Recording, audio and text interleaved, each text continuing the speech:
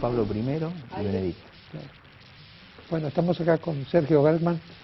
Justamente estamos hablando de algo que yo ya no sé, puede ser otra cosa media heterodoxa hoy, ¿no? Yo ya no sé si soy más católico que judío, si soy más abrahámico. Estoy confundido, porque se ha producido una especie de simbiosis, ¿no? Ya no se puede ser católico o no se puede ser judío. Hay como una cosa judeo-cristiana, abrahámica, que nos envuelve mucho más. Sí, de hecho, bueno, buenas noches y gracias por la invitación. Hay una recuperación de las raíces comunes, claro, sin perder las identidades propias, ¿no? Que creo que, bueno, justamente no hay sincretismo, sino lo que hay justamente es complementación de estas identidades. Y fundamentalmente nosotros siendo todos protagonistas de un tiempo histórico, nosotros no nos habituamos, ¿no?, a esto que son noticias de actualidad, ponerle la verdadera dimensión de puntos de inflexión. Uno nunca sabe cuándo su biografía se cruza con la historia. Y todos nosotros somos privilegiados. Difícil de procesar eso, ¿no? Claro, pero somos todos privilegiados. Pensá, en una sola escena, 4 papas, 2 canonizados como santos, 2 vivos y presentes en una transición ejemplar. Es la primera vez que tenemos un equipo de papas. Nada más, normalmente los papas heredaban una tradición monárquica. El papa actual, no digo que era el enemigo, era de alguna manera el rival del que se iba, ¿no? Bueno, de hecho cuando un papa fallece, lo entierran con su agenda. Cuando un papa renuncia, la impone su agenda. Claro. Y de alguna manera el que no puede quedar eclipsado hoy es Ratzinger, Ratzinger, Benedicto, ¿no?, debe ser un hombre que va a ser cada vez más considerado como un hombre que fue crucial. Yo espero que sí, porque sería muy injusto con todo lo que en su momento, no sé si se acuerdan, se lo criticaba por su falta de carisma, de no tener ese contacto con la gente, etcétera, pero él con su precisión alemana dejó un programa y una agenda que no se canceló, sino que es la que asume Bergoglio ahora como Francisco, y también en esa precisión, es una de las mentes académicas, te diría, más revolucionarias de la Iglesia contemporánea. Tenía quizás una bala de plata, un solo disparo, y lo usó, que fue su renuncia, luego de haber recopilado y armada la agenda, que diría que también hay otro papa. Yo creo que hay otro papa también importante para recuperar en esta doble canonización, que es Juan Pablo I, que con sus pocos días, lamentablemente, ya había insinuado de alguna manera una impronta que hoy vemos resucitada en el carisma de Francisco, ¿no?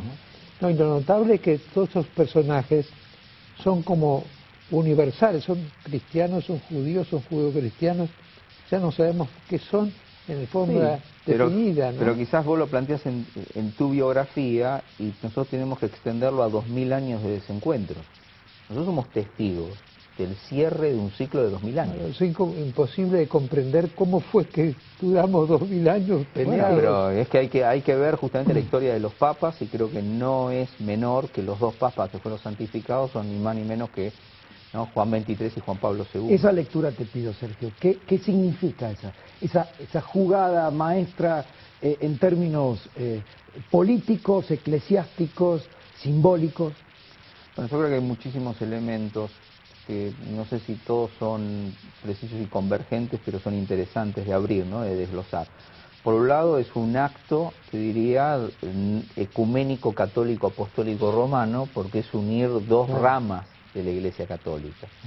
Hay un reformador, que fue Juan XXIII, y hay un conservador en los términos dogmáticos, que fue revolucionario en lo geopolítico.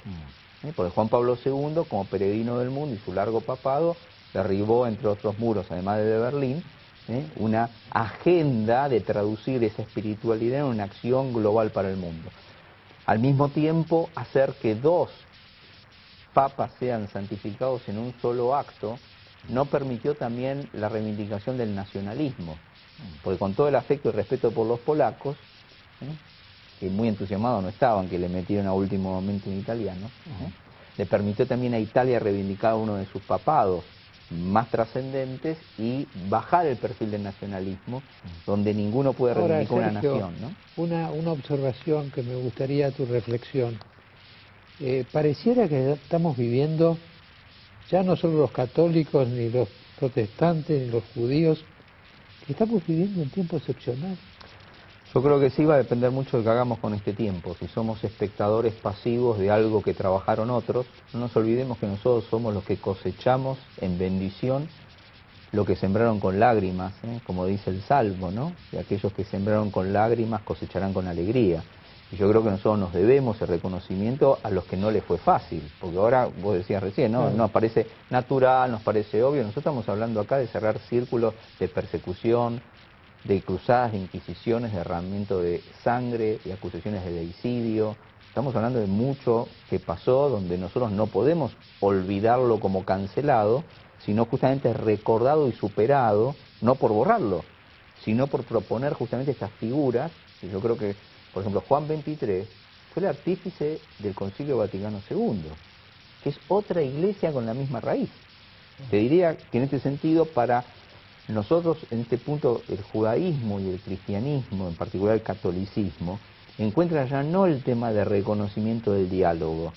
Estamos hablando de volver a pensar el catolicismo y el cristianismo en su raíz judía, que ya no es hablar con los judíos, es recuperar la propia raíz. Pero no solamente, sino que en la última exhortación evangélica, Francisco ya plantea un lugar muy particular para el vínculo con los judíos.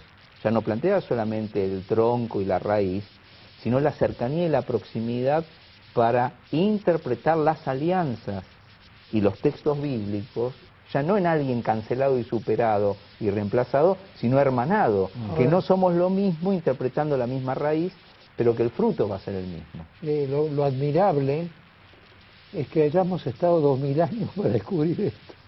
Bueno, lo lamentable, y te diría que qué importante extrapolarlo, siguiendo un poco la conversación anterior, ¿no? Yo justamente lo planteaba en una columna de opinión en La Nación, de que tenemos que canonizar ahora el diálogo, porque solamente todo lo que pasó ahora es posible por esta impronta que Francisco pone de la cultura del encuentro, y que la herramienta del diálogo que permite dialogar a Juan Pablo II con Juan XXIII. Ahora te pregunto una cosa, Sergio, vos a Francisco, ¿lo ves como algo propio o como algo ajeno? No solamente propio, sino tomado como referente, como siempre lo llamé, como rabí, como mi rabino y maestro, pero fundamentalmente creo que como una gran contribución a aquello que, te diría, no tenemos que ir hacia Francisco, sino que tenemos que traer a Francisco hacia nosotros en lo que hacemos.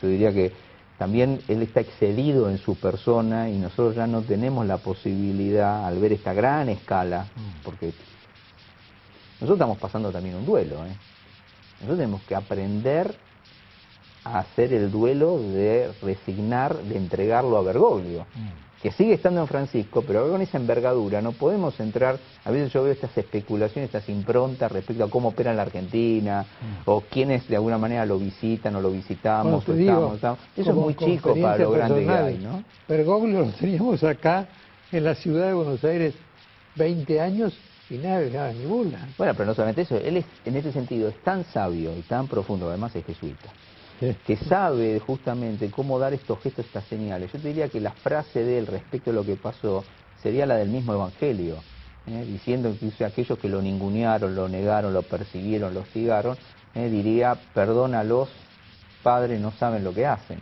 Entonces yo creo que muchas veces nosotros tenemos acá la posibilidad, ahora, justamente, de ir a la profundidad del mensaje. Y yo te diría que la profundidad de este mensaje es no mirar tanto para Roma, sino centrarnos en Buenos Aires y en Argentina. Justamente. Hay mucho trabajo para hacer, y me parece que él es un gran maestro de esta idea que nosotros tenemos como una aspiración, pero no como una tarea. Justamente, Sergio, te quería preguntar, ¿sabes que este fin de semana un amigo me traía un librito, me regaló un librito de Bergoglio, Ponerse la patria al hombro, año 2004, homilía del 25 de mayo de 2003. Una colección de los Te Deum. Y la pregunta mía iba a ser sobre el tema corrupción. ¿Cómo crees, ya que estamos tan cerca de la agenda que está planteando, cómo crees que va a avanzar estratégicamente en torno a la corrupción? Porque uno de los pilares de sus homilías, pero más explícito no podía ser, era la corrupción.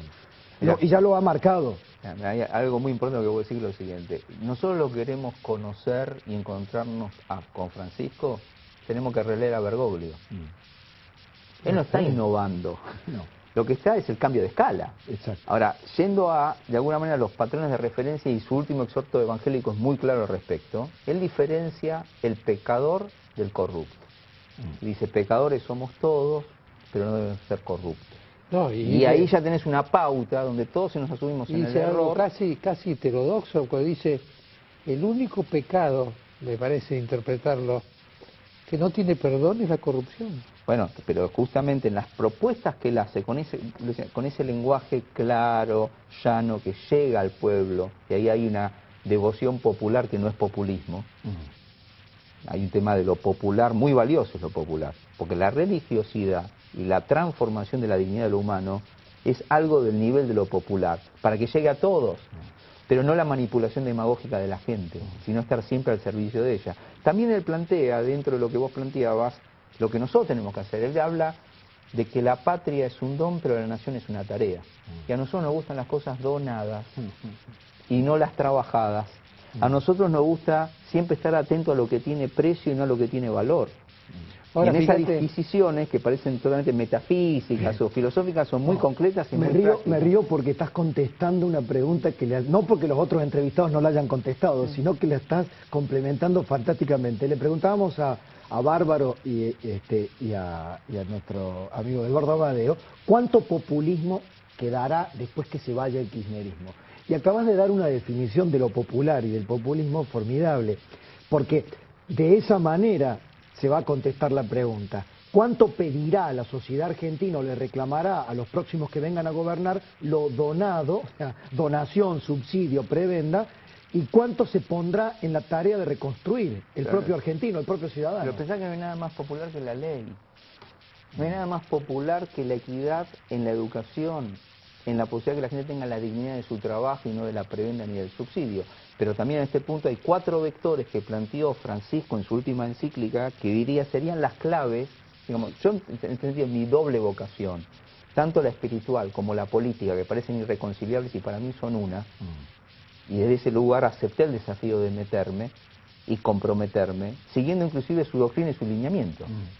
En este punto te diría, los 4 vectores nos darían la pauta de cómo lo que hablamos esta noche podría ser justamente el mínimo común denominador, justamente para expandir y construir, y no el divisor común que ya nos atomizó, y que son lo que él propone. Él plantea que la unidad, de alguna manera, va a superar al conflicto, que el tiempo va a superar al espacio, que el todo a la parte, y que la idea es superada por la realidad.